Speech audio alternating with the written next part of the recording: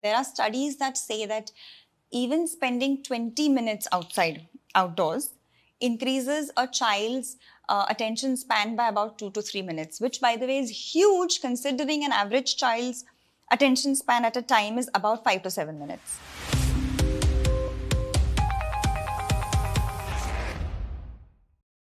And there's so many kids these days that we say that, they don't have the attention spans. The digital world is sort of taking away the amount of time the kids can spend on a particular thing. And I think just by spending 20 minutes outdoors, that change happens in about a month to 3 months, is what I have experienced in my children.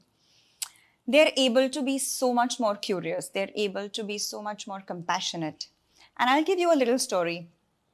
My daughter and my son, they're both out in the lawn or on the tekdi or on our farm, in our forest, anywhere that we go.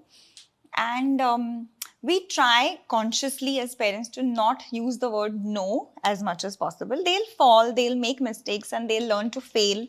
And that's part of the whole process. Obviously, we take care that they're in a safe environment and there is no safety hazard. But few things here and there are essential part of their growing up years. So there were a couple of times when our kids have been stung by bees. They've been stung by survantor, those hairy caterpillars that are there while playing outside. And the first experience obviously is traumatizing for you as well as the child.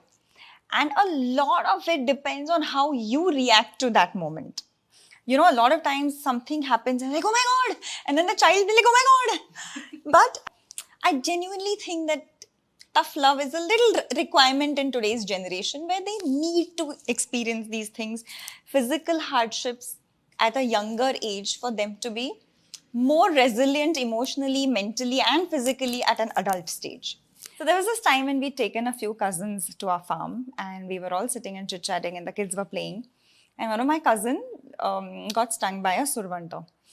And while I wouldn't say that they panicked, but there was this sense of tension that, oh my God, we're in the wild and now there is a survantor and now what is to be done?